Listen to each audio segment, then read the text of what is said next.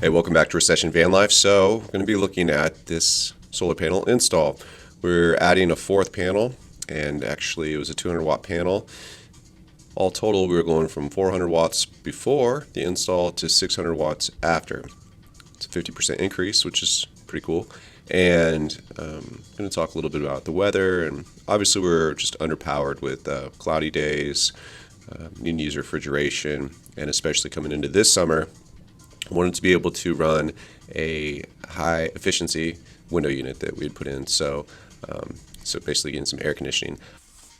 Okay, so it was super windy that day that I was doing the install, so I just did photos and I'll just talk over them because the audio would have been absolutely horrendous. First point, you're going to need some kind of ladder, a bunch of other materials, and some workspace.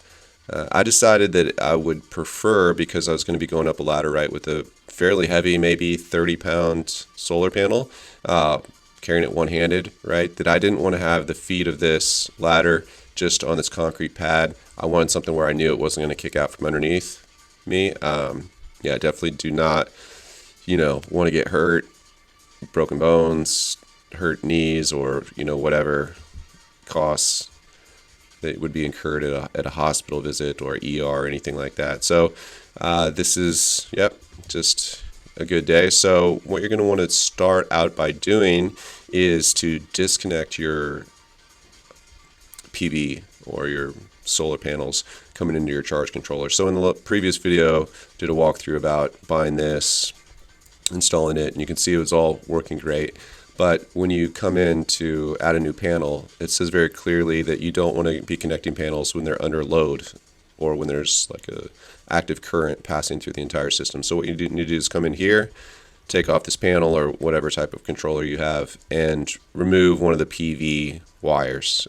This is on recommendation from my buddy who's an electrical engineer. So I said, hey, how do we want to do this? And he said, yeah, if you just disconnect one, it'll break basically the circuit. And you can see that here on this particular charge controller, the input from the PV cells is, you can see 0 volts, 0 watts. So that's what you want to see.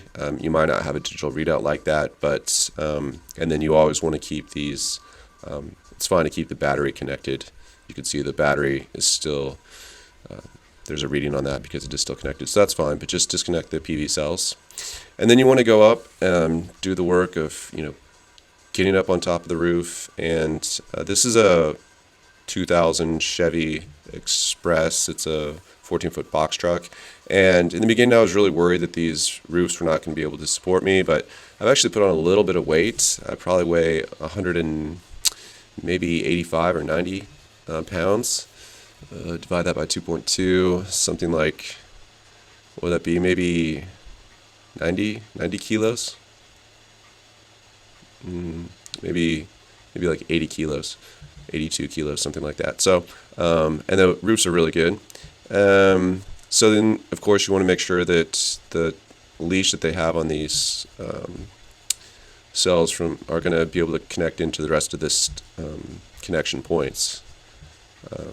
If not, they do sell these extensions, and I'll show you that later in this slide deck. So what I was trying to do was put two of these side by side. So these are their 200 watt panels by Renogy. And the basic point is go up there, do some pre-planning. I wanted it to fit in between these two kind of channels. These are support or structurally important. And so I want them to be able to fit in between there. If I had to move these to the right side or the outside of this little, little mountainy thing, it's really easy. It would be really easy to see it from the side. And I wanted to make sure that it was kind of continue to have like that stealth van appeal. The vehicle that I have looks very much just like a construction vehicle. The problem that I came into, and this is just stuff that's going to be part of the planning, things to think about. I mean, it's kind of a lot just to get the panels and figure out how to do the wiring, get all the materials, and then get the day when you have the right weather, and then, crawl up there and don't get hurt, and then all this other stuff. But I didn't really measure, to be quite honest, and I was trying to use these new, I thought these were cheap, and I was kind of looking for a better mounting system, so we talked about these before. but obviously they're a little bit long for my application. You can see some of those pictures here. It's nice to at least get it up there and take a pen or something and draw out basically where your attachment points are going to be, and so you can come up with some, we call it steel wool, but something to kind of clean and prep those areas. Because you can see, I mean, I never do that, and it's quite dirty. But you can see the big gaps there, right? I mean, there and there. And I thought, yeah, maybe you could fill that with some kind of, with this epoxy we're going to look at, but it's just not the right way to do it. I think, I know this is DIY and you can do it however you want and you're figuring it out, but you don't want to have that kind of gap there. So needed to basically cut that down, and you can see I just needed a hacksaw. And it was a little bit of deliberation up there, up on top of the truck, limited space. You'll see that as well. How are we going to fix this problem? Do I need to move it outside of this channel? I didn't want to do that. What's the fix? Do I have the tools? I didn't have like a Dremel or some kind of a electric piece, but when I kind of got them where I wanted them, you could see it was just absolutely it's very tight. I mean, it's as tight as it could be. And I need to have these offset a little bit. So this is obviously a bit further towards us than this old one. This is the epoxy, the Sikaflex 715. You're obviously going to need this caulking gun, something to cut the little zip ties that connect the wiring on the back of the panel. It's just all kinds of stuff to like make sure you're not running up and down the ladder constantly, and that you have everything, at least at your house, that you're going to need. I guess you could use scissors, but just the general concept is kind of try your best to think ahead. Again, this is the new kind of footing. We drilled this out in a previous video, and honestly, this whole thing ended up being a 2-day project. It was to attach these mounting brackets to the panel. I was shooting video. I did watch a little bit of a basketball game on a Saturday, and then installed the new charge controller. And then the next day came and did this install. You can also see, this is 9 feet off the ground. What is that? Like 3 meters off the ground. I think this truck is about 3 meters high. And so you don't have a lot of extra room, There's a little bit of stress that just comes from being up there in the wind and, trying to figure this stuff out. But also there's like a little bit of a fall risk. And, that's kind of how it was for a lot of the day. Okay, so this is the prior setup. You could see I painted these in red just to kind of denote. It looks like that these positive and negative stickers are positive stickers and negative stickers on these other ones. They stay on pretty well, but I wasn't sure when I first got into this that they were actually going to be able to withhold the weather and everything, and so I wanted it to be really clear. So these are the 3 positive lines. So 1, 2, we have currently at the beginning of the project 3 panels wired in parallel. So in parallel is all the positive ones linked together, going into one positive line that goes into the truck and into the charge controller, and then 1, 2, 3 negative lines that all combine into one wire. And by the way, these wires are good for 800/1000 watts. So I actually called customer support. I'm like, what 1000 is peak? The 800 is constant, continuous. They just kind of laughed and said yes. It doesn't say, so just so you know, you can feel good doing up to 800. So here's just a little bit clearer to see. Above the socket is the positive ones, and below the socket is all the negative connections. And then we're going to be bringing in a 4th panel, right? So you can see coming off the back of the panel, you have the positive that has this male, you have this negative that has the female. You're going to need to buy these extra and bring them in, so obviously just go easy on yourself. This is obviously going to go in here, this is going to go in here, and then you're going to have to disconnect one, put in that new branch connector, and when you get all done, it's 1, 2, 3, 4 negatives, 1, 2, 3, 4 positives. So again, positives above the socket, negatives below. So I think that's sometimes confusing for new people, and honestly, Haven't always loved the how-to videos or the lack of how-to videos from Renogy. So I like their products. I think this is all industry standard connections. So you'll probably see these from whoever you buy your panels from. So at the end of the day, we were able to get it all wired up and it all fit in between these two channels. I should go back one. So these are all the products I needed: the Sikaflex 715, the caulking gun, the saw, pen. I didn't really use this, but definitely this cleaner, gloves, all helpful. So mine runs into the back here, just through it's like a 1/4 inch PVC elbow, or just a plumbing elbow that I just put in, and had it downward facing so water doesn't drip up and in. But obviously this truck is a little bit beat up. There's not great seals around these old lights that don't work, and you see I had to seal some of this other stuff. So it's an old beat up truck, I mean, no doubt about it. I also glued this in because when I was first starting, I just didn't want these like whipping around at high speeds, and so I just ran it all through this just to kind of keep it in place. And I don't cover these, so that's fine. I did see once you buy something, you get constant ads coming from all over the place online. But I did notice they sent me this one where you can get a solar panel extension cable with male to female solar connectors. It's a single at $5.99, and so you could use those if you needed to put on a second. So like if I was going to put like another one up here, I'm basically out of room. But I do have one more. I could put one more up here, but then how would I get? I'd need an extension to hook into this whole system of branch connectors. So that's something to also think about, how much it costs and that they're available.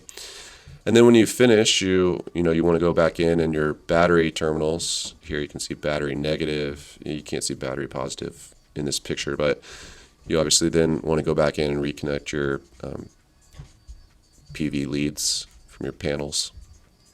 And it's working, so it should show back up, or you should get some kind of green blinking light or however it works on your charge controller. And then this was kind of the look from a bit far back, because I liked how this was, I don't know which one is easier to see, and I kind of got it the perfect height, so a little bit elevated, and you can see that this is a little bit higher, but these blacks show out pretty strongly. So maybe I think I have some silver spray paint. I might paint those.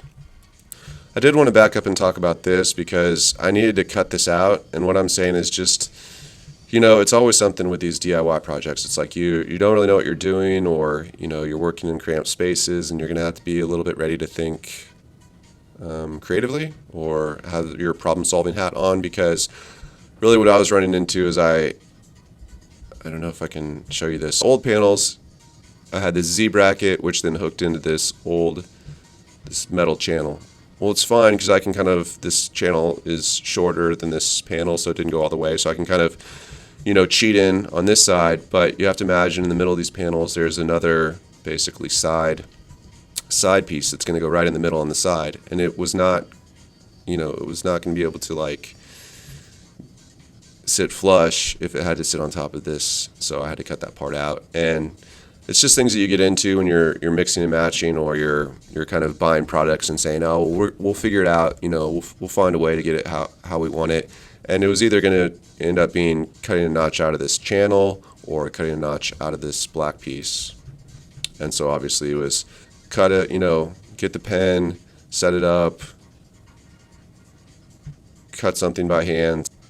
Yeah, so it's fine at the end of the day, but I'm just saying I lifted in the morning, so lifted weights, and then just, I don't know, the whole thing, I always find those projects to be a little bit stressful because you don't want to break things. You want to make sure that it's done correctly.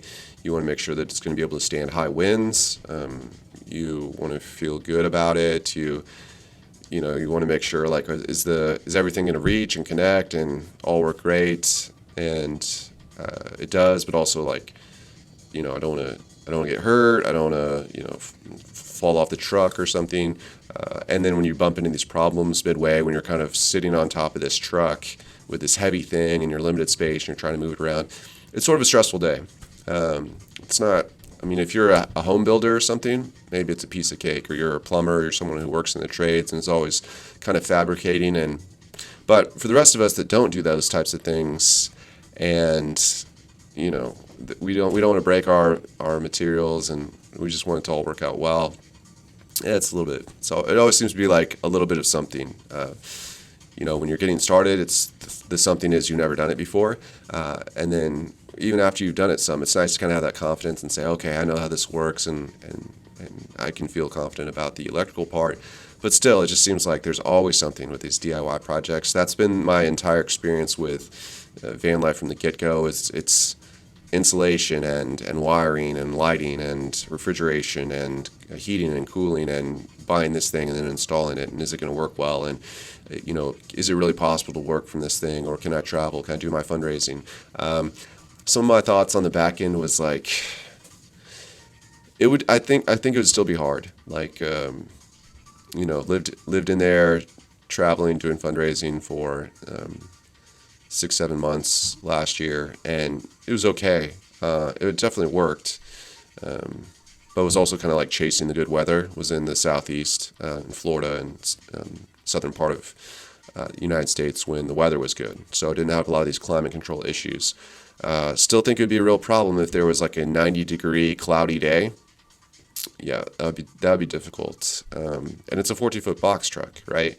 And at some point you start to run out of space. So I could definitely put 800 watts of solar on there. I think then but on those smaller builds, it's just, it's always interesting to think, is this possible? It is possible if you have a bad recession. Yeah, is it possible? And if you have a bad recession, I think it's okay. If you're in between work, or you just don't want to go to the shelters or something like that. I think hopefully this is a helpful video to think through all the steps of the materials you need, how you want to set it up for safety, the steps you want to do as far as disconnecting the charge controller, and then planning things out, how those connection pieces work together, prepping the space, the type of adhesive you need to do, again, all the materials, being ready to problem solve, knowing that it's going to be a little bit demanding type of day, knowing that you're going to need tools, you're going to need a place to work. It's totally possible, and it's a great way to save money. It's like if you're not giving $1,800 a month to rent or whatever, or if you're in a real bad way and you don't have anywhere to go, then it's good. So, well, thanks for joining me on this one. We'll see you on the next one.